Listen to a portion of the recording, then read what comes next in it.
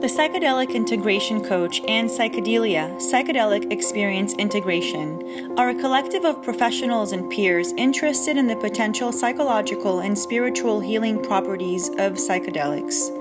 Our events are intended for the purpose of educating about mindful and safe integration of entheogenic experiences, offering emotional support, and creating meaningful connections between community members. Find more information at www.psychedelicintegrationcoach.com/events, and may you live that psychedelic feeling. This is one of Psychedelia's shamanic practices workshops that we hold from time to time. And my name is Tara. I am a relatively new volunteer with the group. So I'm really happy to be here serving the community, and I'm really happy that you guys came. Daniel McQueen is our Executive Director of Medicinal Mindfulness. It's an international psychedelic therapy training program that's focused on Cannabis-Assisted Psychedelic Therapy and Cannabis-Assisted Psychotherapy. When cannabis became legal in Colorado in 2015, Daniel began facilitating group psychedelic experiences using special blends of cannabis that introduce psychedelic states that mimic a blending of MDMA, psilocybin, ayahuasca, and even DMT. These events, that are called Conscious Cannabis Circles, help develop the potential for cannabis to be used as a psychedelic within mindfulness-based, transpersonally aligned, and clinically informed protocol to treat trauma, PTSD, and other significant psychological concerns. As a somatically oriented psychedelic facilitator, Daniel is dedicated to exploring experiences that integrate the four primary paradigms of intentional medicine use: creative, scientific, psychological, and spiritual. Psychedelia actually also hosted Daniel a couple of years ago, so we're happy to have him back. And everyone, please welcome Daniel McQueen. Thank you.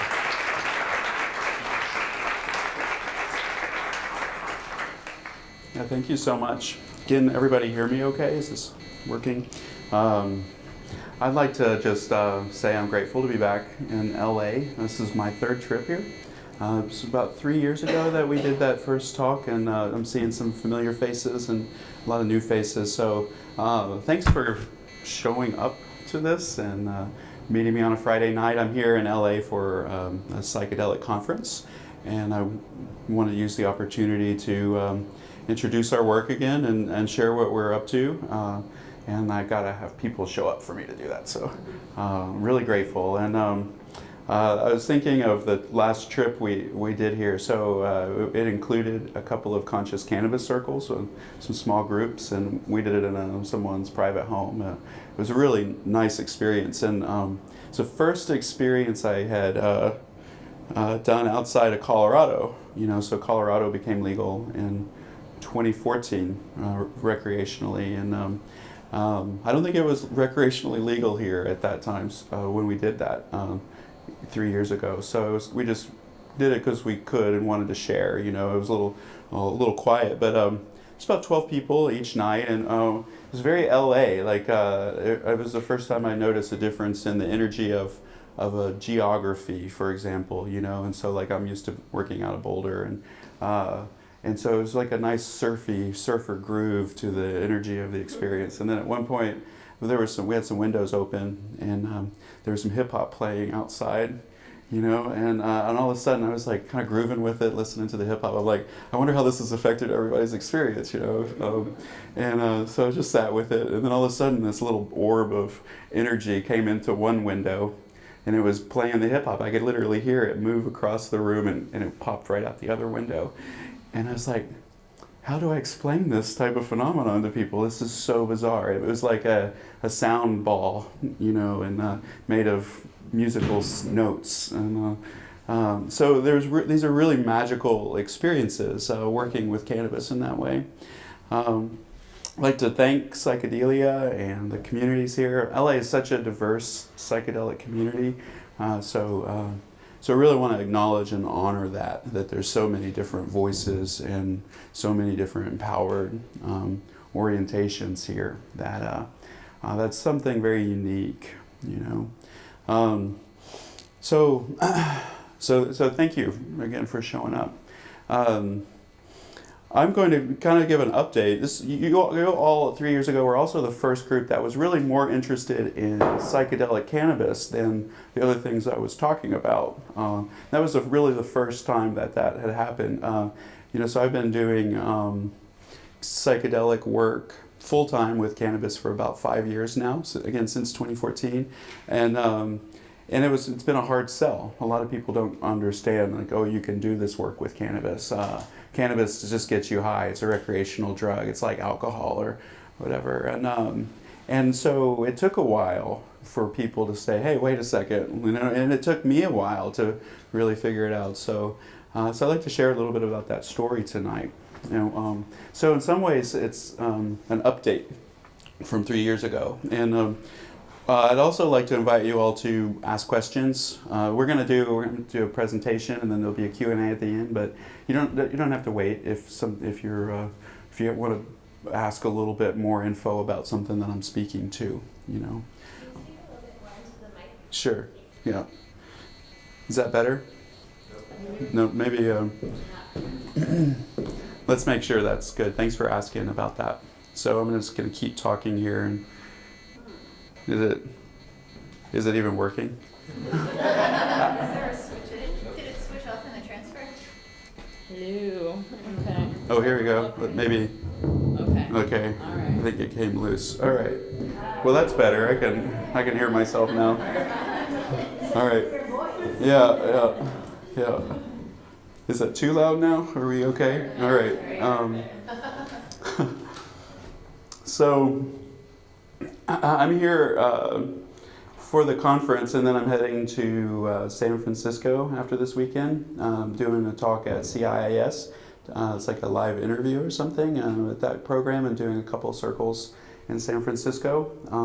So a wonderful community up there as well. And I'm doing a circle here tomorrow night, not in this space. There are a few tickets left if anybody's interested in actually experiencing it. I don't have, I'll explain this a little bit more, but we actually can't do research on this legally, just the way the FDA and the DEA and laws around cannabis are. So I dropped all of that and decided to explore the edges of cannabis and its full potential, not what the government said we are supposed to do with it, right?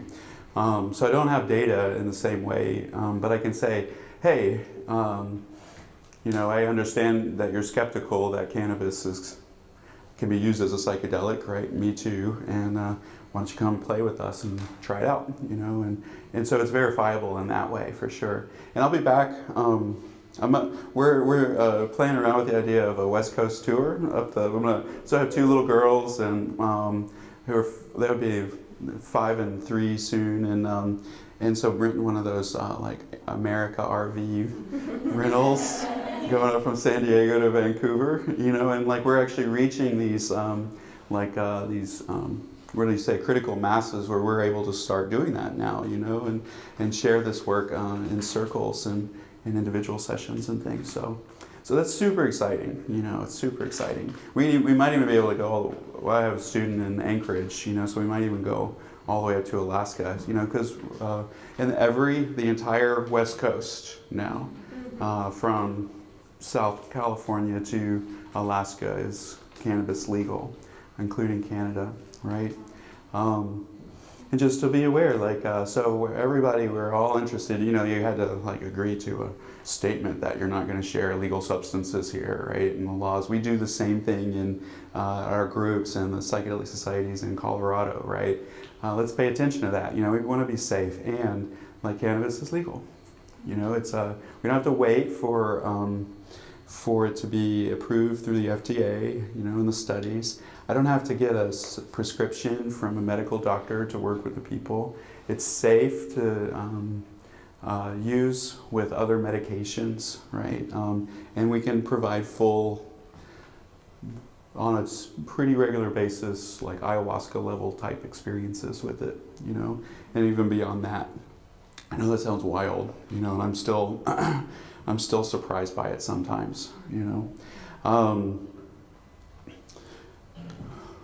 I first became aware of the possibility that cannabis could be used in this way. So I'm like everybody, I smoke pot, and I've been smoking pot for a while, right? And first time it was maybe a little over 20 years ago, right? And when we smoked pot, and it might be a little different California, but there was just pot, right? There was just weed. There was no such thing as kind bud, kind bud started coming in, and that's what we have now. It's what we all smoke now, is what was considered really nice medicine then. And you know, so the terpene profiles, there was no such thing as terpene profiles, right? And the THC levels were much lower than they are now, right? And so on average, you know, compared to 20 years ago, the cannabis is 3 times stronger. And it is also doesn't have the same CBD content in it, which reduces the effects of the THC. But most importantly is the terpene profiles, and I'll talk about this, that make these possible. So what we do is we combine, I have a strain right here I'd like to maybe pass around, or a blend. We combined strains to make the terpene profile even more diverse. And so, do you know, I'm assuming most of you know the difference between like indicas and sativas and hybrids, right? So indicas can be sedating, right? But they're also very body awakening. Sativas can be elevating and creative, but they can also be anxiety provoking. And so the weird magic in combining these strains is that the positive aspects of the plant remain and the negative aspects are canceled out.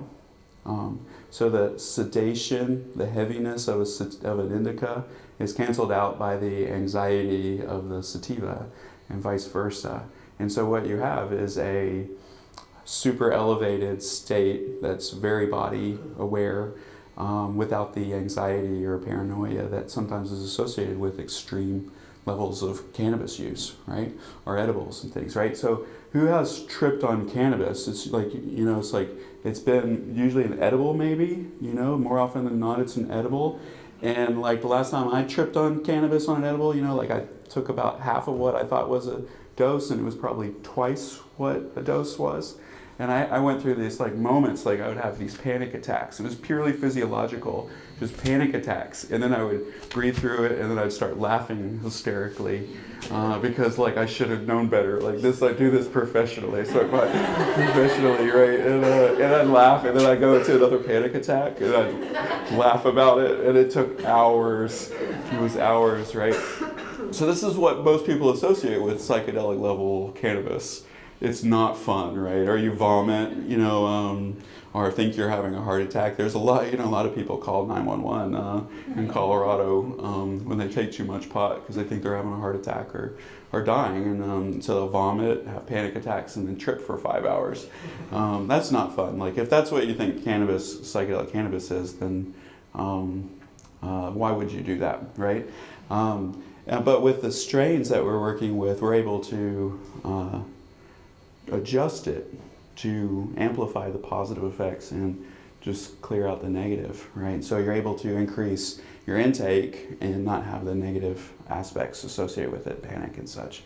And so I didn't think I realized what I was getting into when we got started. You know, I really had no idea. And I first became aware of really the power of cannabis at Naropa when I was going to school there. I decided I wanted to take some of these classes and I had to do an extra assignment because they didn't fit the criteria of graduation or something. And so I said I wanted to do a meditation with a yoga component. And I didn't tell the teacher this, but I would smoke herb before I would do it. And there was a practice I did pretty regularly for a little while. And I would stretch, I would smoke, I would stretch. I would do some intuitive stretching, you know, just follow some threads and things. And then I would lay down in Savasana. And I was tripping. I was seeing color. I was seeing energy moving through my bodies. And I was having, you know, deep transformational experiences with this. But I still didn't get the idea of what cannabis had the potential for. I kind of let that go after the assignments were over. But then a friend of mine, a couple of months before it became legal, he said, hey, have you ever considered working with cannabis, like your interest in other medicines? And I was set to be a psychedelic guide. I was going to be an underground practitioner. I was getting my training. I was getting educated to do this work ethically. I was going to be a therapist and work as an underground guide. And so I had some experience doing that. And he said, have you ever considered working with cannabis like these other medicines? And I was like, no, I hadn't. Why? And he's like, well, it's a psychedelic, right? I was like, yeah, I did know that. Why have we never considered that? And I've realized now that a lot of us have this kind of, it's not rational. It's a misunderstanding of the medicine. And I think it might have something to do with prohibition and war on drugs and a lot of misunderstanding of the medicine. And also that most of us who are a little older, you couldn't do this with that medicine, right? So within the last 20 years, it literally evolved. This plant has evolved in a way that makes this possible. So he helped me set up some of our first circles, and I just started experimenting. I didn't know, I just made the blend. I didn't really think about it. I just intuitively followed some threads, and started to explore that. It made sense to me. But the idea of blending like this is not that commonly known, to play with this stuff, right, in that way. So we did our first circles. We have a wonderful yoga studio that we work out of that can hold maybe about 30 people, about 20 in a circle. And so we work, it's a beautiful hexagon shaped room with the stage. We now do the work with live music. We have a band that plays the music for us, crystal bowls in the middle of the room, and all kinds of electronic equipment. But the very first ones, and I play music for these, and a friend of mine said, everybody was coming back, and one friend said, when that music was played, that part where it's the crescendo, my soul was smeared across the universe. And I was like, really? Cool, he was pretty shaken by the experience. I'm like, yeah, right on, man. So that was the first clue. And then another friend said, Daniel, and this is somebody I know really well, she said, if I didn't know you and trust you, I would have sworn you put DMT in that. And I was like, really? Whoa, this is great, So it was pretty obvious, we have to look at this, right? We have to consider this, we have to explore this. So the other thread that I was following, so I'm trained as an MDMA assisted psychotherapist, and I'm trauma informed, and so started thinking after a while doing this, how well can we use it as a psychedelic? Okay, it can be a psychedelic trip, right? But how well can we use it? What can we do with this medicine? So we started working with it clinically. I started working one-on-one with people. And I do 5-hour sessions. So this is what I do. This is my day job. I do a couple of sessions, 2-3 sessions a week. I consider that about full time. And I write the rest of the time and, organize my company and do the events and trainings, but this is my day job.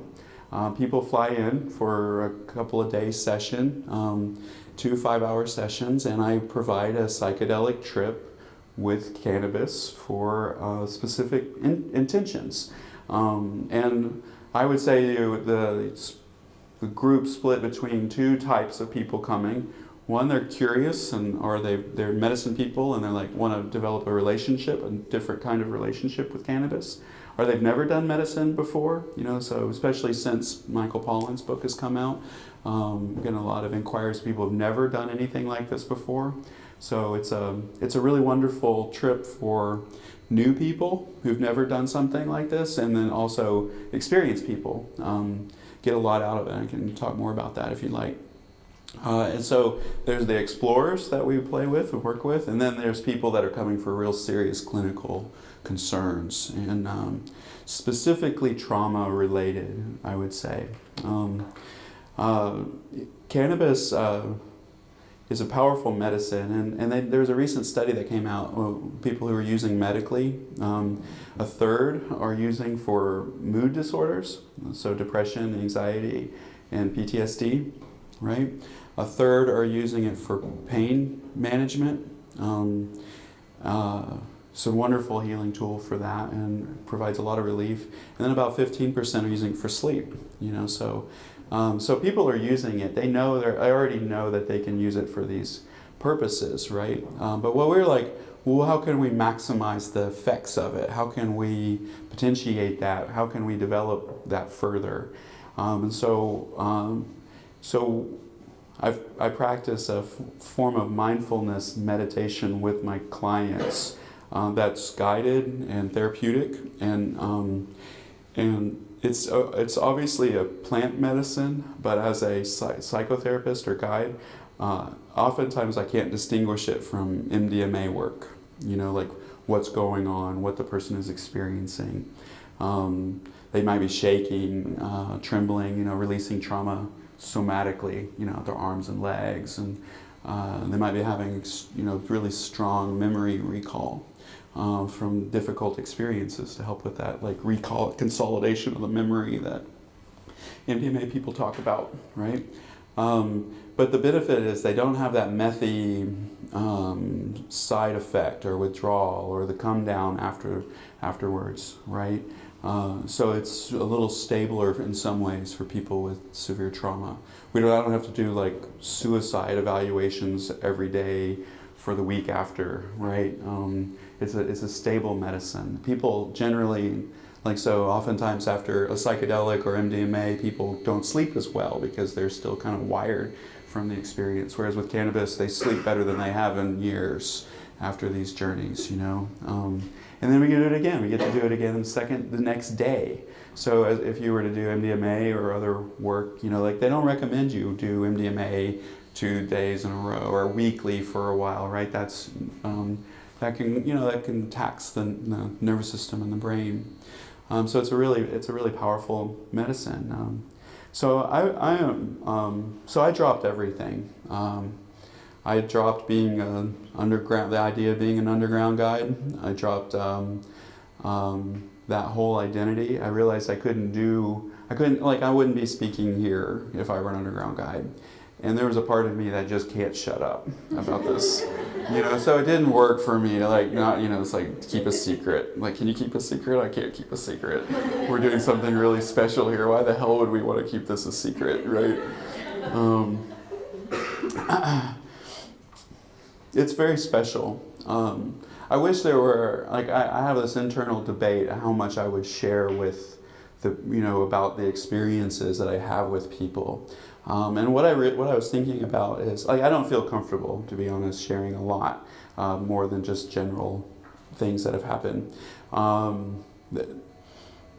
People are going through really profound healing, and it's very personal. It's being a guide in this way is sitting with people, sharing sometimes the most difficult memories they've ever had.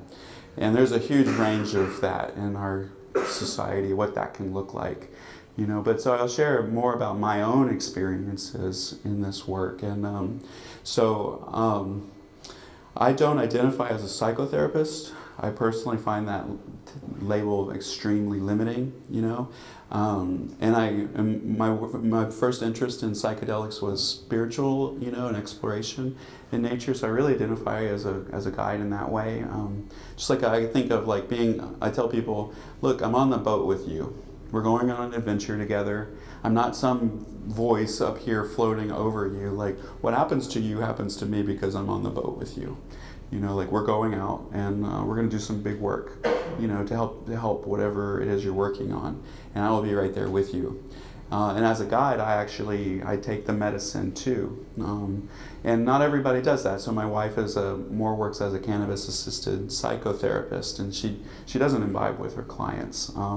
But I do. And there's a lot of traditions that, are really honoring of that. And I rest in that space. And I'm very lucid in that space, right? But that's not something I recommend people start doing when they're working with cannabis, because it's easy to lose your ground and fall into these spaces.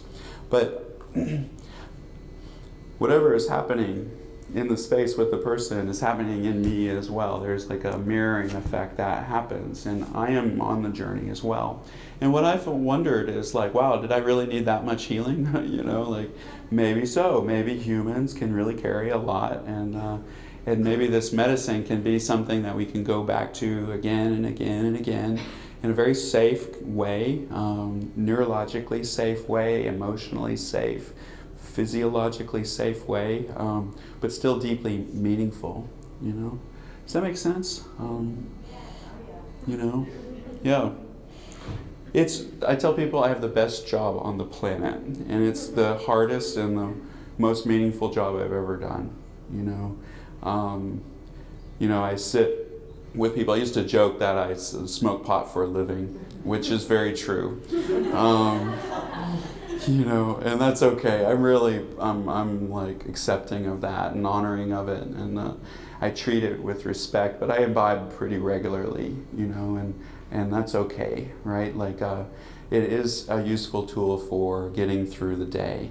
And the paradox is using regularly doesn't interfere with these big experiences. Like we're taught, oh, you have a high tolerance, it's not as effective anymore. It's actually not true at all in these experiences. I work with people who are really heavy smokers and they're still tripping out.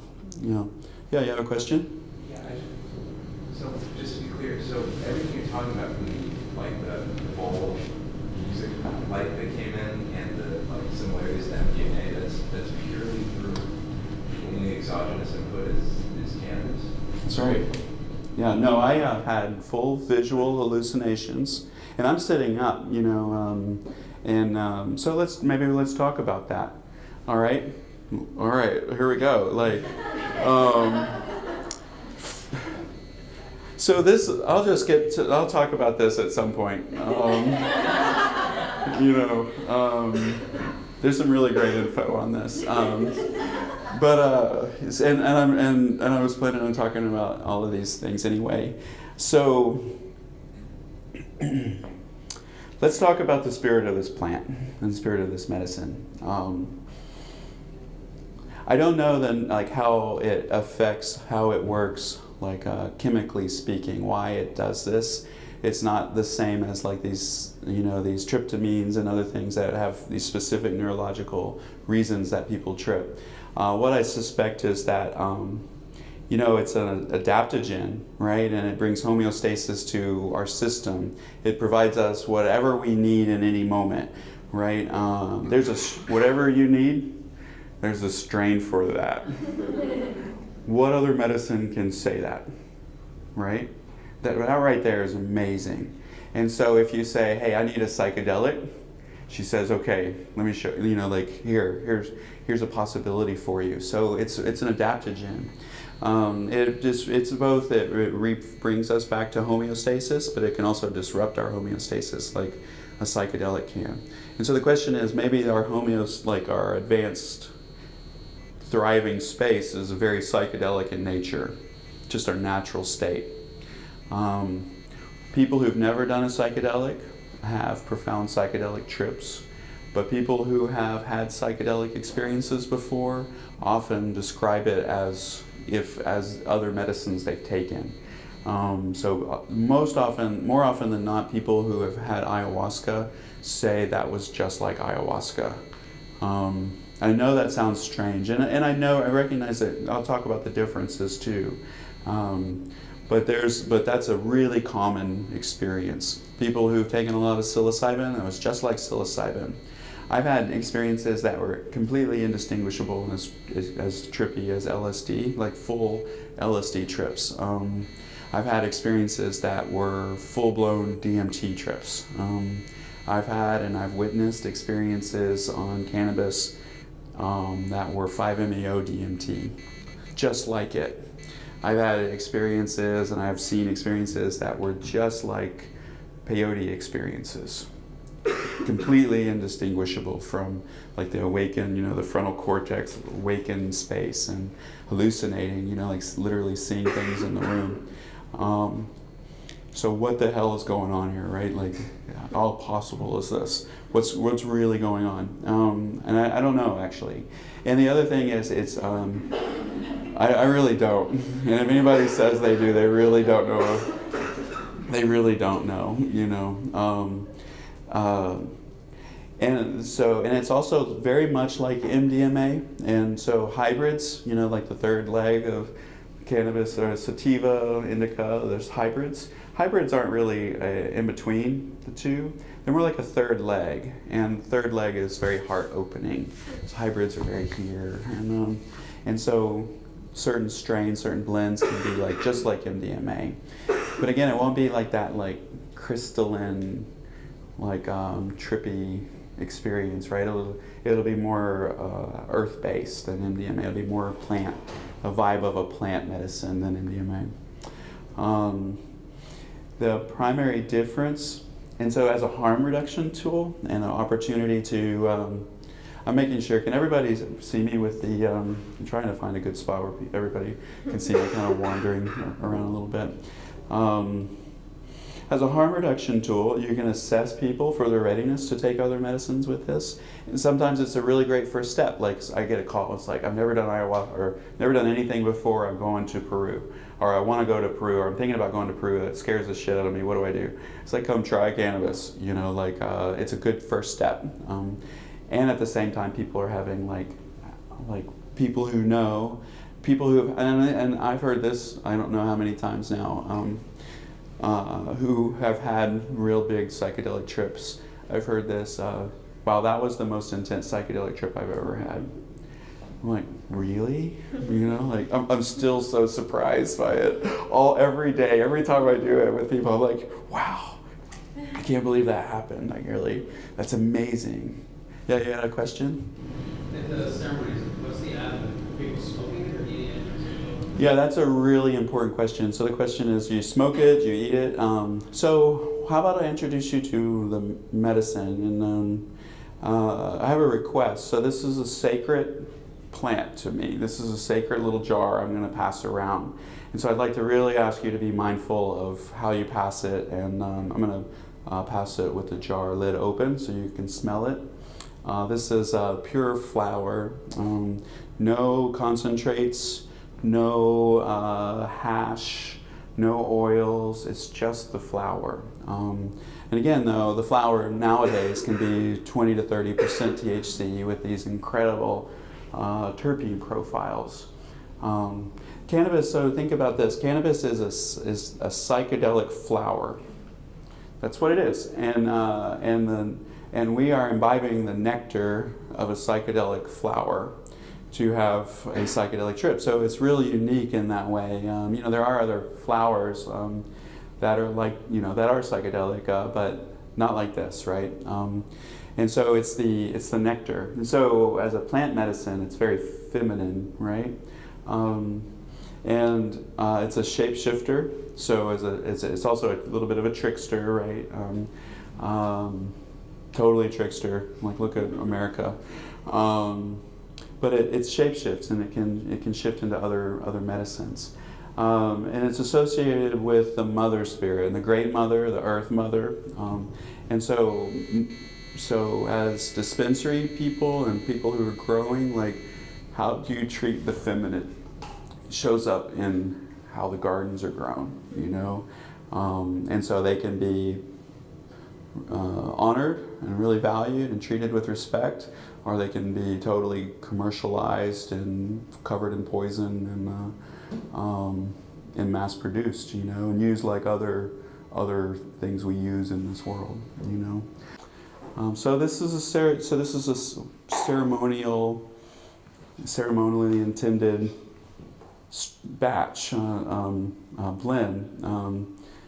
There's 9 strains in it. And there is a secret process that I tell all my psychedelic sitter school students. I'll talk a little bit about like the strains, but it's about a third hybrid indica sativa. That's your basic recipe, all right? And if you want to do 2 sativas, 2 indicas, 2 hybrids, you do that. You're 3. I've done them I've had as many as 18 strains. And not all blends are the same, are equal. You know, you really can work the medicine and get to know it in that way. And it's like a relationship with the plant that is evolving, right? So like the strain that I have here is not the strain I made 6 months ago. Because the plants are just not available. They're evolved. We're literally witnessing the evolution of a species with the help of breeding and cultivation. You know, it's like a, what do they call that? Like a symbiotic relationship. You know, it's like the plants are using us to evolve. You know, it's like flip it upside down. We're not using these plants. They want to play in our brains. You know. You had a question over there? Yeah, have you worked with patients that have been naturally high resistance to all medications, and does it work for them? I've never had that problem. So we do honor and support like the use of this medicine in whatever way that somebody chooses to use it. I've decided, I worked with a lot of people who smoke pot, and as a clinician, I trust that the person who's using the medicine knows exactly what they're doing and why. And my job with working with this plant medicine is to just show them, hey, have you ever considered working with it this way? Have you ever considered working with it this way? You know, like here are the symptoms that you're working with. Let me show you some skill sets that you can incorporate in that use that supports that healing. And one of the things we recommend is fasting. We call them medicine fast. And you know, when you're taking LSD every week, you know, maybe you should take a medicine fast, right? Like it's a harm reduction strategy of supporting someone. It's not saying, hey, you really shouldn't do this. We make it a special event, you know, like an intentional spiritual practice. And it can be as short as a couple of days, or it can be a week. Some people do a monthly fast, and then we call it breaking the fast. They come back to the circle to imbibe if they've been away for a little while and not smoking. And so that can help if somebody has a high tolerance. But I've had, what happens is, so unlike other medicines, I call it subjective dosing. And everybody's different. We all metabolize it differently. So you just keep smoking until you reach the level that you want to be at. And I trust that the person can do that, right? And they do, you know. The other question that I wanted to bring up is why we don't work with edibles. One, I've never really felt the need to. But two, it's like if I had a group of 20 people and we gave them each an edible, there would be 20 different responses in the room. And from, I'm not feeling anything, you're a fraud, to, holy shit, I'm going to die and I'm vomiting all over the floor, you know, and like, I don't want to deal with that as a practitioner. We are in the process of developing tinctures. And so the problem with the tinctures so far is that the extraction processes do something to the terpenes. And ingesting, it does different things, but there aren't really, like, there's nothing like flower. And so there are people who are using vaporizers with oils and things, and it's just not the same experience. It's not going to be as clean, you know? Yeah, you have another question? Have you ever tried using the terpenes of other plants, like for example lavender? Yeah, sure. Yeah, and there's some debate around that, you know, like, so like there's a whole idea of you can hack the plant, hack the cannabis plant, you know, by adding terpenes. So terpenes in cannabis are what make it smell differently, right? And so lavender, linalool is a terpene in lavender, but it's also in cannabis, and as you can imagine, that's a relaxing and a sedating terpene, right? So maybe something in Blue Dream or something more on the indica side, right? Limonene would be like lemons, you know, and that might be elevating or like uplifting or even anxiety provoking, right? And so you can actually, these terpenes come in other plants, and you can add them to the THC to alter the effects of the cannabinoids. There's a huge debate. I'm open to it, you know, but we've never really needed to add extra terpenes to the blends that we use. And then edibles are a completely different beast, and they're, I just haven't found as much of a like elevated state, like a lot of edibles, because they're going through your liver, they can just feel a little heavier, right? No matter what, and we haven't perfected that one yet. compared to what I can do with the cannabis, with the flower. So we offer vaporizers as well as pipes. I work with people who've never smoked pot before. So I'm teaching people how to use as we go, which is like the cutest thing in the world.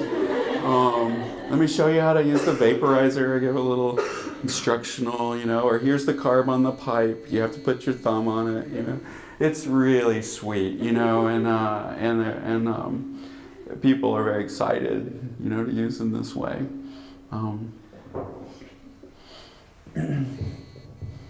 Yeah, and maybe one more question, and then we'll maybe shift to something over here. Yeah. Just a quick question. So I grew up in a part of California where there's a lot of pot and always has been, and I grew up around a lot of people who had difficult relationships with weed, where they couldn't Sure. stop smoking it, and it had a very addictive quality. Sure. And I'm just wondering if you have a comment on that, because it's clearly so powerful in this medicinal way, Yeah. and yet it also causes people so much pain, Yeah. and they have trouble with it. Yeah. That's a really complicated question, and so there's even a recent study came out that if you're a lot higher THC strains are now there's a correlation between that and people having their use in first psychotic episodes, but it doesn't show causation at all, right? And so maybe somebody's predisposed. I'm also wondering if the psychosis might be a lack of integration, because this is just pot, but they're actually not just high, they're tripping, and they're tripping all the time, and so lack of integration might be a factor there. And so with a peak hopping type experience with pot as well. Also, people are trying to address trauma with cannabis, and it's I'll talk about Sue Sisley's study in a little bit, but trauma, or cannabis as trauma symptom suppression, right? And so if you're in that space, it's not necessarily just addiction, it's this person has some trauma and they're using, and so it's actually the trauma, not the medicine, that needs to be addressed. So how do you help trauma, right? Get them into therapy and that sort of thing. And so what we found, it's not a cure-all, because I think with people who have addiction, they need to do some real work around that. But what we found is that when we teach people how to use with intention, or they start coming to the circles and breath work, I teach breath work classes too, they start reducing their use without even having conversations. So it's a harm reduction strategy as much as anything. And I don't have to shame them, right? Or say cannabis is bad. The one thing I say that a good reason not to smoke pot every day is that you can have better dreams. That's about as far as I go with let's look at this, it's and would you like to go into the realm of dreams for a little while, how about take a week off and start writing your dreams down, so again, you're making it's all positive no matter what, and then in that space when there's non-judgment, when you have to say something hard, there's at least a chance that there's more receptivity to it, but not always, right? So mental illness is a big deal, and people really struggle. So let's go ahead and switch the. So this is just a video that I did. This video for my Psychedelic Sitter School program as a prerequisite before people come train with us at the retreat. But I thought, holy shit, this is actually a really good intro and overview, and I'm just going to use it to talk about a few things. So we've been doing this for 5 years, and I finally came up with a name for it. So the word Cannabis-Assisted is new. So everybody's heard of MDMA-assisted or psilocybin-assisted psychotherapy, psychedelic psychotherapy, psychedelic-assisted psychotherapy. These are common terms in our community, but there's actually no references. I haven't done an exhaustive review of the lit and all of that, but I have read all the books that are like Cannabis and Spirituality, the pot book, the big pot book that came. These are books that came out of the psychedelic community, and they don't use the term cannabis assisted once. So this is actually a new thing, you know. So we're calling what I do Cannabis-Assisted Psychedelic Therapy. Because it's not clear when you say cannabis-assisted psychotherapy that they're actually having a real psychedelic experience, right? So I'm trying to be as explicit as I can about that. And so, so that's where we're at. Like I've also considered calling it psychedelic cannabis therapy, you know, so we're playing with these things, yeah, Ashley. Using the word therapy, there's kind of ties in question I also had was, are you and your wife a therapist? And Yeah, so let's talk about that. And because using the word therapy, Mm-hmm. at least in California, you have to be a licensed therapist. So it's in Colorado. The term is psychotherapy, which you can't use. Like that's the more specific. Mm-hmm. So therapy is a little broader in Colorado. And so I'm really hard at conforming to things, and which is typical in our community, right? Like we're kind of like rebels and exploring edges and breaking the rules to see what happens, you know. And I'm supportive of like safe boundaries and like ethics and all of this stuff, but we have had to like really explore some changing our understanding of ethics because we were taught wrong in a lot of ways in our society, right? So it's not about skirting ethics. For me, it's more about like I couldn't conform to the psychotherapy ethics, primarily because very basically I'm giving a Schedule 1 substance to a client and I'm smoking with them. That is not technically psychotherapy, right? Like that is not in that realm. That would not be okay, right? Like even though it is, right? Like from their perspective, like the grievance board is not going to understand that, right? So I identify, I believe personally that psychedelic therapy is its own thing. And there are people that are using the term psychedelic therapist as their own, as a different thing that is inclusive of psychotherapy, but you don't have to just be a psychotherapist to do it. So like physical therapy, psychotherapy, spiritual guidance work, right? You can do yoga, right, and all of this. So I use the term therapy because of the healing component, right? Like there is a natural healing component, and it's short. The CAPT. Like I think of it as the captain, you know. So we have maps and we have ships.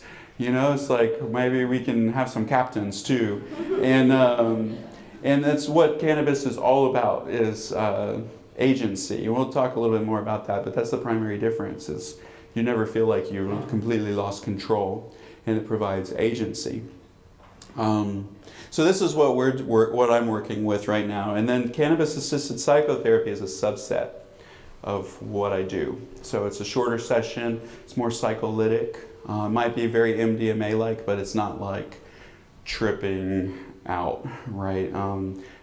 So there's a few clinics. There's one in Oakland and one, or a practitioner and a couple around me. And I've been training practitioners in this. So we're literally creating a new professional identity. And that's really what I'm living into, is not being defined by psychotherapy, but acknowledging it, you know, as part of it. I also have all the training as a psychotherapist, the master's level psychotherapist, and I went through and got all the supervision and all the hours, and I did everything but the test.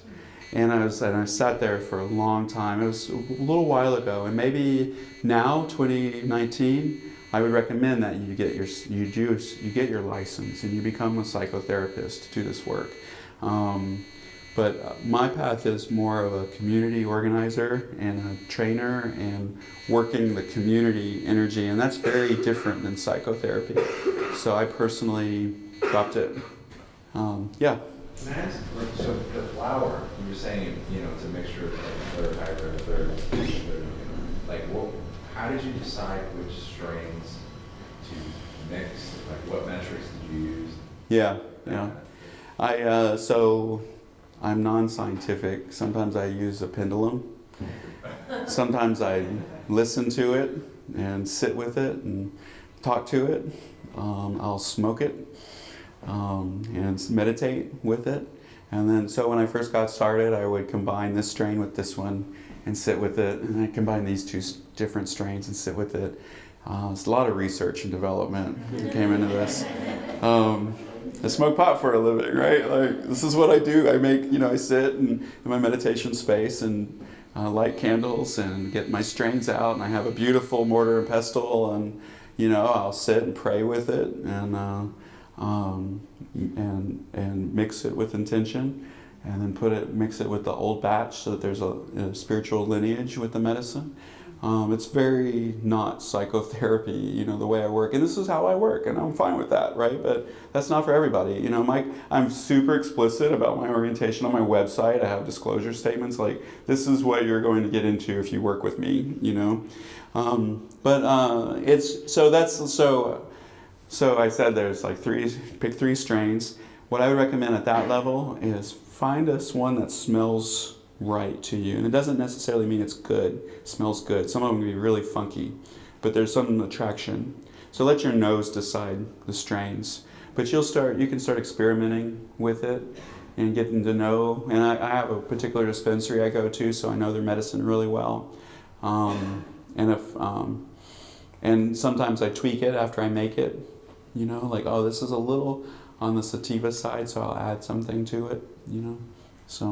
So very, very intuitive. And I have a friend, an ally, a business partner, who is like exploring AI algorithms and terpene profiles, and he wants to put it all into an AI program and mimic what I've created with these blends. And I'm like, okay, that sounds really cool, but I don't know if it's going to work, But he swears it's going to work, And then I have another partner who's doing EEG scans with different strains, and so they're going to be putting EEG scans into the algorithm, and I'm like, that sounds cool, but I don't know. Like, that's so far beyond my pendulum. It's like I trust my inner guidance going to come out in my pendulum, So I'm very different, I've been this way my whole life, A lot of medicine people, we're a little different, and we come into this work out of extreme curiosity. We can't help ourselves, or we come into it out of an extreme need, and or both. Oftentimes it's both, and so I fit that. I'm part of the population that I work with for sure, So I'm a little off and weird, but I really like myself sometimes. Yeah, let's do a couple more questions, and then how are we doing on time? Like, what are we? 50 minutes. We're at 50 minutes? Yeah. So you want to do 30 minutes, 20 Q&A? All right, so we're doing Q&A and stuff, which y'all like the way this is going? I don't know if I'm going to get to anything on this. So can we pause the questions for a second, and then we'll. So the other program I just want to name is that. So smoking pot's my day job, and I love it. It's like the same thing over and over again, but every time it's completely different. So it keeps me grounded. It's my day work, right? But every day it's unique. Every time I work with somebody, I see patterns now. I've done it enough to see the patterns, but each person, the story, the light that flows through the space is really amazing, but it's become my day job. It's what I do for a living. And so I started to ask the question, what if I weren't so focused on healing trauma or healing my own trauma, what would I do? What really inspires me? What would be the highest possibility that I could live into? And it turned out to be the hardest too, but and that's the extended state DMT program. So I work with this medicine in this way with cannabis to all these practices and skill sets and set it up a certain way, and I can make cannabis a psychedelic.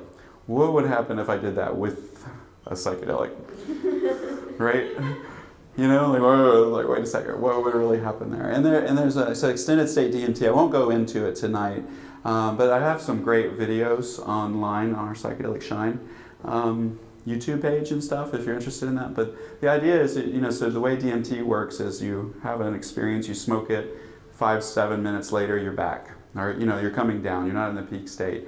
What this would be is combining certain medical equipment, certain what's the word?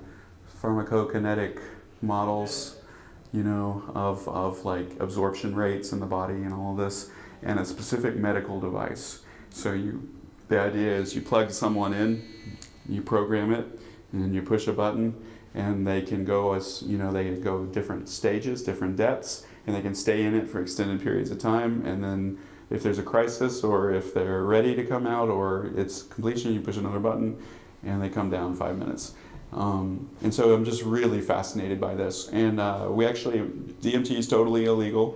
And so we're looking at religious freedom models, like similar to ayahuasca, but we might be found a place in another country that we're able to do this work. And so maybe by 2020 or 2021, we'll be doing our first extended state expeditions. And it's appropriate, and we should be legalizing these medicines and all of this, but I don't want to be defined by that, by having to heal, right? What do we focus on? The creative, the positive. So that's what I did. I explored, like, what is the highest potential of these medicines? And I did it with cannabis, and I still don't know. I honestly don't know the potential of this medicine still. I haven't reached it yet. And then with DMT, what is a real, like, what do I want to do? It's like, what would I be interested in? And that's what came out of that. So, and I have a team of like 20 people working on this. It's the weirdest thing. Like, it's drawing people from all over the world. People are super excited about it. It's really fun, you know. I made patches. I made astronaut patches. Here, I'll pass this around. These are like, if you want to give a donation, I'll give you a patch. This will pay for a future extended state DMT expedition. So, like, think of astronaut. I got one right here. Think of astronaut patch. I wanted to be an astronaut when I was a kid. I couldn't afford a rocket, so I smoked DMT. Because I was curious. I couldn't help it, right? It's this funny thing that we do. Let's go to another slide. I think there's just a few maybe at the beginning. Oh, this is, I don't know if this is, so there's new training programs coming out that I'd just like to, state that there's the CIAS program, which is like really amazing, and then there's MAPS is doing the MDMA psychotherapy training program now, and there's ketamine training institutes and other things. So we're doing the same thing with cannabis, and so we work with non-therapists as much as therapists, and it's incremental. You can learn to sit for people and it'd be super safe, and then you can learn to sit and guide, go deeper in the process. And then you can learn to work with clinical issues and concerns. You just learn to assess where you're at and the people you work with, and it's very safe. And so it's a 5-day program. We're finally doing it at a retreat center this year. We finally found a retreat space that would let us smoke in their facility. So this is brand new. Like, California has kind of stepped ahead of Colorado in some ways, because you can have yoga studios that are cannabis friendly and stuff. We can't really do that in Colorado. So, and then the other thing that was really great, psychedelic first aid, CPR. I didn't realize this, but I wanted to do this, and there isn't any CPR, psychedelic first aid programs in the world. So I'm hoping people will be inspired to explore what it looks like to handle crisis and to work with people in crisis. And then it's like a wilderness first responders training. So you actually get the credentials. So, like, what if you're out in the woods with somebody and they fall and hit their head, and y'all are both tripping?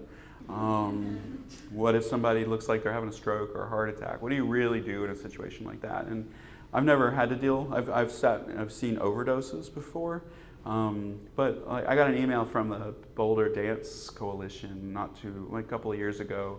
Somebody had a heart attack dancing, and they had a protocol for that. Like, we should be really thinking about these things. If you're a guide and working with people, do you have medical equipment and know how to use it? So go ahead and go ahead and go to another one. This is just some dates. Sorry. Yeah, that's all right. Yeah, go back. So June's full, the psychedelic guide training. May is getting close to full. September is our next sitter school. And it's at a beautiful retreat south of Denver. It's on a 500-acre camp. In September, there's going to be new cabins built, so we even have more space for people. But we're, so our goal is to train as many people as possible, as quickly as possible, right? And because we are living through some crazy shit right now, and we need trauma healing yesterday, right, on a large scale. And so that's kind of like my mission is to train. So like we're capping the first one at 30, but like maybe in the future in 2020 we'll have even more people at these, and it's all experiential, it's all psychedelic journey work and how to do it. You're going to be sitting for people and being guided by people. And then we have live music. It's going to be like these whole events, so we have 2 nights of live music. One is a gong bath cannabis ceremony, and then our breathwork band is coming for Saturday night, and we do a big ceremony. And you'd get to test us, like, how deep can I go with this medicine? First night you might be a little nervous, so you don't smoke as much, but by the Saturday night you're like, let's do it, let's see how far we can go. When people go through the training, if those different levels, they need to go to one degree, or if they're maybe a therapist or a teacher. Right. No, that's a really good question. So they build on each other. So I'm not just, so I let go of teaching like basic therapeutic techniques and things. So it's a specific modality that I'm teaching, and a specific way to sit and a specific way to guide. So they build on each other. And I've worked with therapists who are like underground therapists, who got a lot out of the program. So I think of being a guide as like it's like a martial arts style. There's all kinds of different martial arts, like we can have like a complex identity as guide, and there's going to be different styles and competitions of which style is better than the other and all of this stuff, so let's have those conversations. But I let go of like generalized harm reduction and all of that. It's like I'm just going to teach these specific mindfulness practices that are therapeutic, and how to sit, how to hold space as a guide, what can you get out of the experience, you're not just sitting there, right? Like we're all in the same boat as the people, So go ahead and so I just we're living in a major global paradigm shift, and I don't know how else to explain it. If you're not around, you can't see it okay, and then I keep adding to this list as, since I've started this, and President Trump is at the bottom, Trump is like a trauma-inducing machine, he's causing so much trauma all over the country and border and children and all of this stuff, and so the idea is we need mechanisms to counter it and to heal trauma on a large scale too. And to me, that's what psychedelics, or cannabis specifically, thank you, but what psychedelics are good for. I don't know if there's much else yeah. How do we know when trauma is actually healed and not just sort of sometimes experience and released a lot, but how do we actually know when something is healed? That's a really wonderful question. And what I would say is that it, particularly working with cannabis and all the psychedelics really, but is that it heals in stages. And instead of working from a modality or a paradigm or orientation maybe of not healed and healed, is that what if you stepped into just an ongoing path of healing?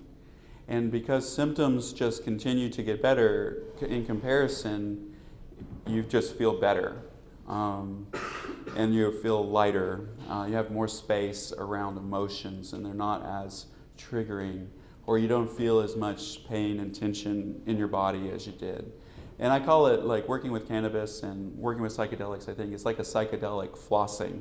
Something you want to go back to. It's not something like, I did this and then I'm done, right? But I would say the number one thing that I see with people is they quit thinking about their trauma. They quit, they're not oriented towards it, like it's central to their lives. The orientation is no longer there, and they start to reorient to things that really matter to them. What do I want to do with my life? What kind of job do I want to have? How do I want to live in relationship with other people? And do I want to travel? it's like that's a really big theme. Like people are like, they finally like are pulled, like they're pulled out of their trauma. It's like, I want to get out of here and go see the world, you know. And so like they'll go off for a year and come back and, you know, visit, you know. So I see that pretty regularly. So I would say let go of like the polarity of heal versus not healed, or but there is a space where it's just not as an issue anymore, you know. So that's how you know the symptoms aren't there. You can always go back into a trauma response, but then you'll have more skill sets in dealing with it, right, and handling it, and you're able to move through it quicker. And it just becomes like something that you know to be part of your life, and you accept it and love it, and that itself transforms it even more, you know. So let's go. There's a beautiful picture of a heart. There it is. I had this commissioned. So we've talked a lot about this stuff, but let's go ahead and go back to just the heart. I don't know if we really need to. So if you want, I can share the video of this conversation with you all. I have a link, so if you want to email me, or we can figure something out of like what's actually on here. But this was what I really wanted to talk about. I'd like to just close, and we'll go into more questions. So I identify as a medicine person. I use psychedelic substances as part of my spiritual practice, and they're really core to my being. So like to say I can't do something like this would be like stripping something that really mattered to me, and that's not how I would like to live, you know. And I'm not really interested in like conforming, right? So like I'm really happy with my psychedelic identity. And there are a lot of wonderful people in the world that identify as medicine people, and maybe a lot of us in this room would too. And so like I play with culture, and I play with like identify like what if we were like a culture, what would be some of the things we say to people, you know? How would we greet each other, you know? And so I was coming to California. I was walking to the bus station. My girls, I just dropped the girls off and was taking some luggage to the bus station, and walked by someone, and I was a little nervous, you know, about coming out here, and got a lot going on, and a lot going on in life. It's the longest I've been away from my family since my kids were born. And this person looked at me and said, and she saw all this baggage, and she looked at me and said, "Safe travels." And I just looked at her and smiled, and because that's what I say to people, you know, when you know, you're going on a medicine journey, safe travels. Have fun, safe travels. You know, it's like it's an ancient greeting to wish someone well on a trip, you know. So it was such a confirmation, you know. It's like, I can relax into this experience. I can have a good time in California. It's like if I don't get a message like this, nobody says that like out randomly in the world, you know. You know, so I would like to invite you to play with that. Like, what would it be like to wish people a safe journey, you know, as a goodbye, or something other than a goodbye, you know, until we meet again, right? So safe travels, everyone. And if you're interested in the journey tomorrow, come play with us. I'll be back here next year at the latest to chat with you again and let you know what we've been up to. So thank you very much for coming with us.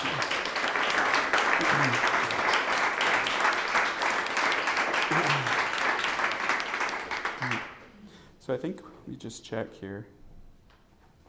Yeah, maybe we have some time for some questions. We don't need to talk much longer, but I do want to create a space for questions. Yeah. I have a question. So you mentioned that you kind of mix them based on your own intuition, but I was wondering if you work with any specific dispensaries, and if they have any analytical profiles that give you a sense of the potencies, and it seems like more and more drugs becoming more potent.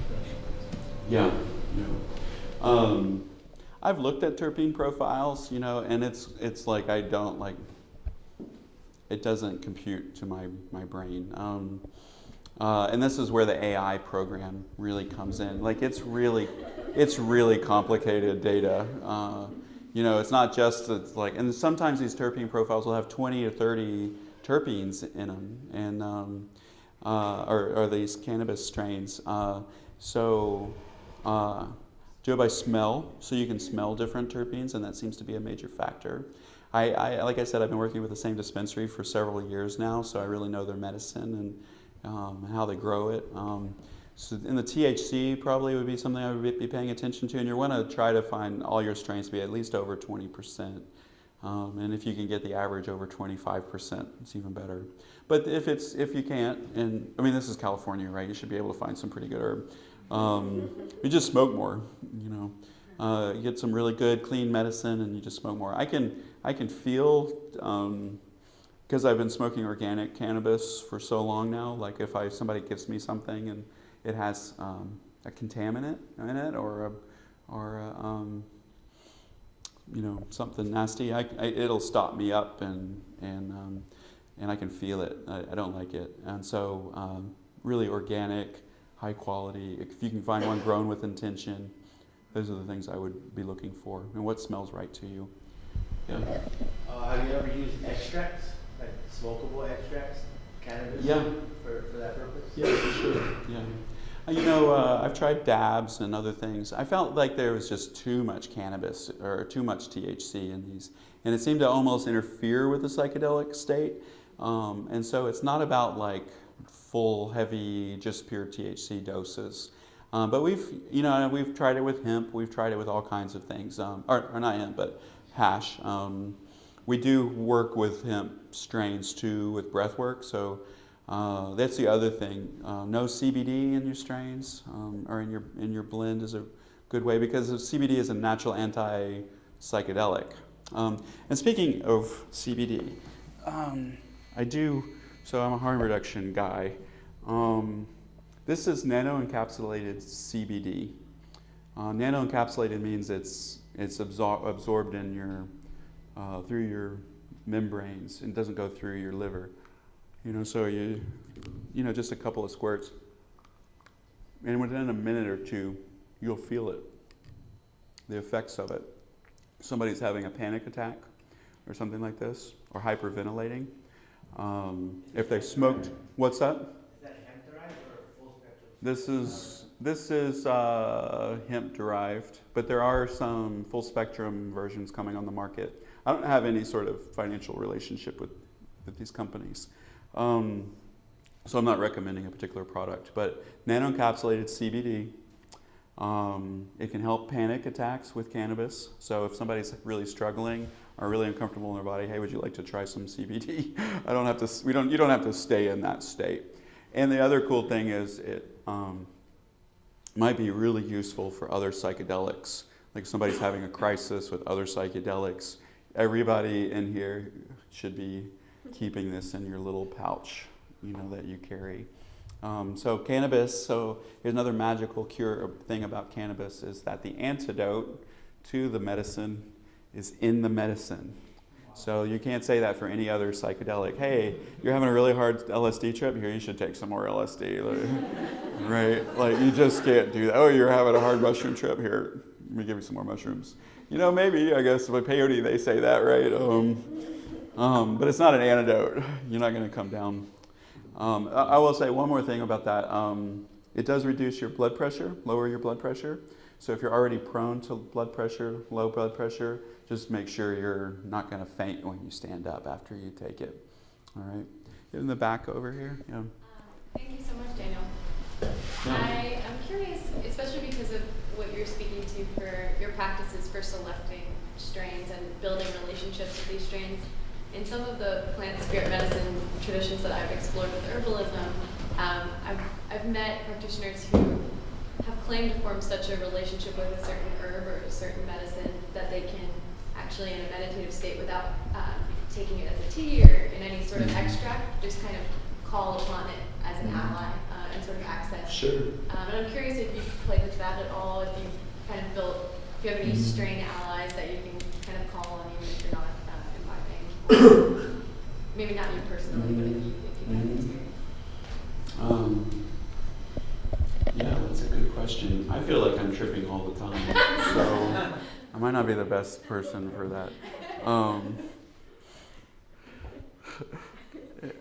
I'm fine with it. So yeah, the channel's really open, and like, so what I'm thinking is, like, even the medicine I buy with my clients, I'm sitting up, I'm lucid, but I'm still in these psychedelic, really strong psychedelic trips, and I'm not smoking that much on, maybe a lot less than my clients. So the idea that tolerance, like, is being, like, my experience is questioning that assumption around tolerance, because we're adding a particular context and setting, But yeah, I've sat with the medicine. I've sat with the live plant. I'll sit with the live plant. One time, a friend of mine who was growing, accidentally grew a male plant, and so he gifted it to me instead of tossing it. And I sat with that plant for weeks. It was great, and sat, just, it had a lot to say about how we were treating the female plants. So, I mean, these are shamanic practices, I guess, and you can even use terms like creative, imaginal, right, active imagination, but you can still gain a lot of really important information if the plant's not really talking to you. The part of ourselves that can answer those questions is showing up in that way. Beck in the back. I try a lot of different blends for my health, and sometimes in very large quantities. And I've tried your recommendation of 1/3, 1/3, 1/3, and I've never had anything resembling a psychedelic experience. What would you recommend as a next step for a patient like that?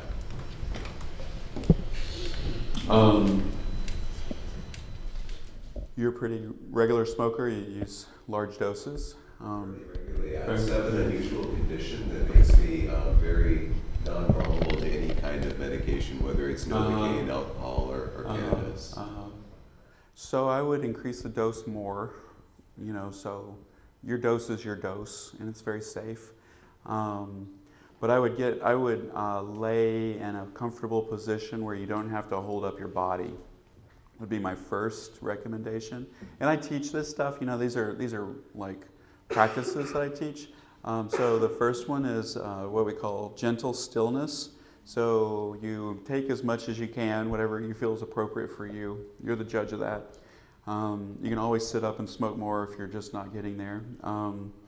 But once you lay down, again, you can set up pillows under your knees, around your arms, on a bed, and a recliner. Get in a space where you don't have to hold yourself up at all. There's something about cannabis works as with gentle stillness, and this is one of the main differences between it and other psychedelics, is that you have to choose to go deeper into it over and over again. Whereas if you take LSD, you're on the trip, right?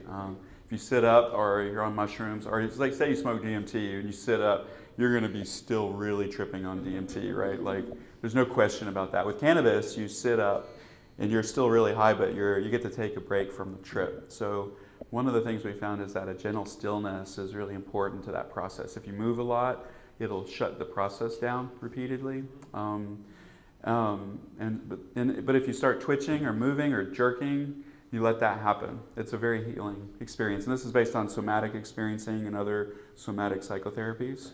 The other thing you're going to want to do is focus on your breath. Breathe into the belly. And if you want to amplify the process, you breathe stronger in your belly. And it can look like, I like to breathe in my nose and out my mouth, and it can be, we want it to be a little circular, all right? And it's a real gentle, easy practice, and it's more like a lift off. You don't have to stay with it. This is a real psychedelic trip. You don't have to stay with the experiences or the breath to stay in the trip. It's like breath work, you have to keep with the breath, right? So circular, and you can intensify your breathing, but it can still be gentle, and that should help.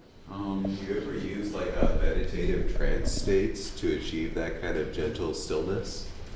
Yeah, so our primary practice, meditation practice, is the body scan meditation. It's just a gentle meditation practice, and I recommend to my students that they mostly do it without smoking pot, but then doing it with pot on occasion. So, so I guide, and then with these circles, the first thing I do after we smoke is I guide people through a meditation. And it helps, it helps that entry point, And if you, come to the groups, there's something about the group process that can accelerate it for you. What time is the group tomorrow, and how much does it cost? 7 to 11, is that right? Yeah. It's $99, and there's a scholarship that's $77. And so we let people decide what, they can do. And, and the journey itself is 2.5 to 3 hours long. We'll be in there you'll be laying on your back or, prone for about 3 hours. There'll be a break in the middle, so you can use the restroom and smoke some more if you want. This is not like an endurance test like peyote ceremonies are and stuff. We want you to be comfortable. So you want to bring your own pillows. We have yoga mats, I think, but you're going to want to bring your own pipes or vaporizers. I have this cannabis to share, but you can bring your own. And I would just if you're not feeling it, I'd be like, here, let me repack your bowl. Here you go. All right. You want some more? If you let's give you the experience you're looking for. First 5 minutes, you'll most 90% of the issues around anxiety or paranoia, agitation, panic, things like that. One, I can work with that, but two, it happens in the first 5 minutes. So after that, you can go pretty deep and know you'll be safe and not overdo it. If you overdo it, what happens is it's real flashy. It's really fast, and it's you can have 1,000 images a minute show up, and that's just I think that's your neurons being rewired or something. And so when that happens, you just rest, relax in it, and witness it, breathe with it. There's something very healing about it. So that's generally what happens if you kind of overdo it. You had a question over here? Yeah. That experience you had with the board, have you had any other experiences like that? Oh yeah, man. We hear knocking on the walls. Candles will explode or flame up. I'll be sitting in the space and look over at a sitter and look back down and look back over and realize that wasn't a sitter sitting there and they're not there anymore. I see people shadows, sharing space with us all the time. How do you explain this? Well, I saw that DMT thing. I can't, so I'm curious and I wonder about it.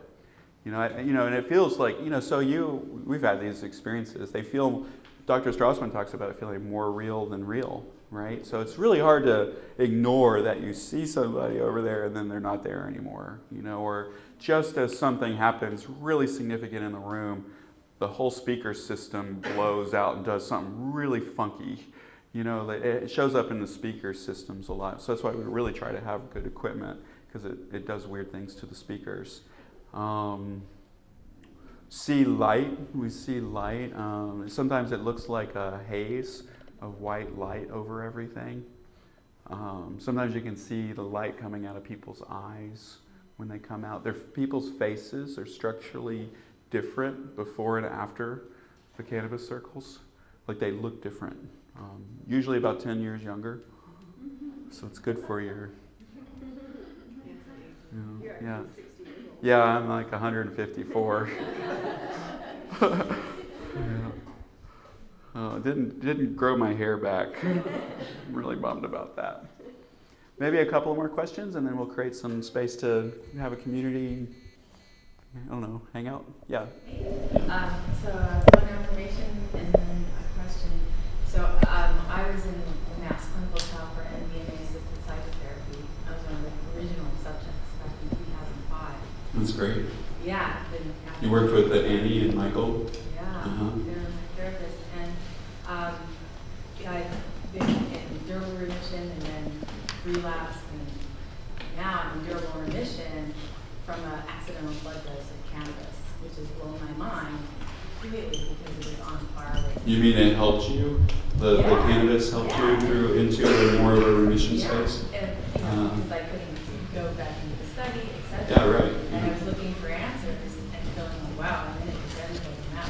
Yeah. And it was an accident that I blood dosed, and that's what put me back into remission. So That's great news. Right, and I've been running around like a zealot. Our integration team is 6 out of 8 of us are here. That's great. Yeah, I've been running around. That's awesome. We got to explore this, we got to explore this. So I'm really, really grateful you're here.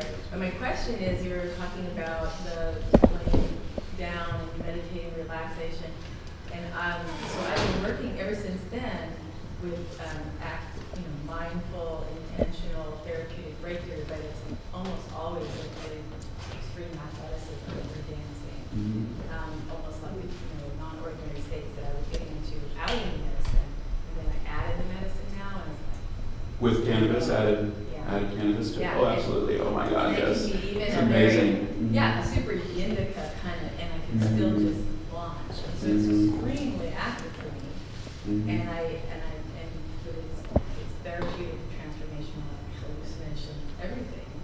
But I'm not mellow. And what do you think? You're not mellow. No, what I'm do you mean laying down, I'm not, I'm yeah, no, it is, keep dancing. So what I teach and what I do with the medicine, it seems to be like one small possibility of thousands that we can do with this medicine. And so like that's your medicine, and dance and movement is your medicine. So remember I told you when I first got started with cannabis, I would stretch and move and be intentional, and then I'd lay down. So I would say add the savasana after your movement practice and see what that does. And that's an incredible space. Like in yoga, they say savasana is the most important pose, right? And so cannabis and yoga evolved together, right? So maybe there's a relationship between the savasana pose and cannabis.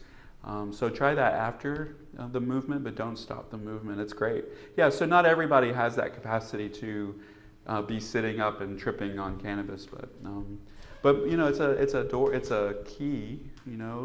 Cannabis is a catalyst. So if you've had other psychedelic experiences, it can launch you right back into them. And this is what we're finding is that cannabis therapy as conjunction to MDMA therapy to continue the healing looks like it's going to be like like if I had a clinic, when we're looking at all of these things and creating clinics and all of this stuff too, but like if I didn't have to deal with the FDA and all of that, the protocol would include cannabis sessions maybe first even, but then an MDMA session and then several cannabis sessions, and then even longer than the 3 to 4 to 6 weeks, another MDMA session. And that's when because trauma is not just in the nervous system, which is what MDMA really addresses, it's in the fascia and in our tissue, and that's what cannabis addresses. Cannabis is we play with this term, somatic psychedelic. It's like it relaxes the tensions in the muscles, the connections between our muscles and our bones. So it's super deep relaxation in the body, and so it reduces inflammation, and which is tension and trauma. Yeah, that's great. Yeah. So I strongly recommend for the other people who are working with trauma, and have gone through the study, incorporate cannabis and mindfulness practices into your healing. Yeah. Question about tomorrow. We are coming out to play with you. And Great. So the question is, your magic strain, how are we ingesting that? Bring a pipe, or bring you saw how ground it was, so it doesn't make the best joints, but we can roll you a joint too. So if you have a favorite pipe or flower vape, bring that. So I normally have, I carry a little box with 30 pipes with me and stuff for these, but I'm not going on the airplane with all of that. So we have to ask you to bring some of it. I have eye coverings. You're going to want a pillow. You might want a blanket, a water bottle, and I think we have yoga mats, but bring extra. What's that? Oh, you have to rent the yoga mats? They didn't mention that. The bolsters are included? All right. We have bolsters. I don't know. So I've never worked at this space, but we've got these techno cool people over here helping me. Yeah. It's a community effort to put these on. They're fun. We already have 32 people signed up for it. Space for 40, and maybe a little more. But I don't try to pack people in. So this is a big group. This is a good sized group. This is about as big as we can get in Boulder. Okay, and have you done groups this size in Boulder? Yeah. And is everyone, hallucinating? Is everyone I mean, vast majority for sure. It's more common than not, like for sure. Yeah, and so what I tell people, if you are bored or sleepy, sit up and smoke more. It's not that it's not working, it's that you didn't get enough. So it's a subjective dosing. It's really, and you're going to feel it within a few minutes, so you'll know. Yeah. Yeah, and the first 5 minutes we'll know if you're okay. And then I've got I got 3 bottles of that stuff here with me, so I brought extra. So if there is a big experience, we know how to work with it. So yeah, maybe we will probably one more. Can we do one more? Just one more short one. Oh, all right. Ashley. Just to take you back on the question I had before, is your wife licensed?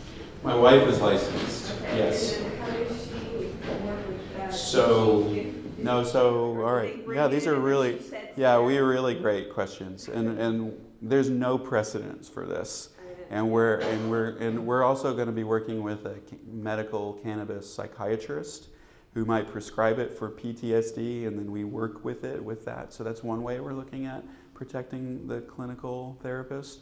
But the goal is to have a product that we can recommend at a store, and we're in the process of doing that. But right now, the cannabis is provided by our community, by someone else in our community. The person goes and picks up a little vial of it. It's a gram and a half. That's all they need for several sessions. So we're not talking about huge doses. And then they bring it to therapy with them, and then they smoke it there or vape it in that situation because it's in an office. Yeah. And I smoke with my clients, or they vape and I smoke, and I don't have a license, and like I thought we would show up if we got grieved over this stuff. We would just show up and say, well, this is what we do. Here's the science. We'll do our best to represent, but if she lost her license, we would state this is how she lost her license. And I think anybody who loses their license in our community should be stating how they lost their license, because that happens in our community. So that's part of our activism, But in 5 years, I've never had an issue. I'll just say that. And I know, like extend the time frame out long enough. Of course, there's going to be things, but it seems to be incredibly safe to be a practitioner with this, especially in places like California and Colorado, probably the whole West Coast. I have students that are practicing all over the country and in Canada right now. So none of us have ever had a problem. So yeah. All right. Well, thank you very much, and I'm around.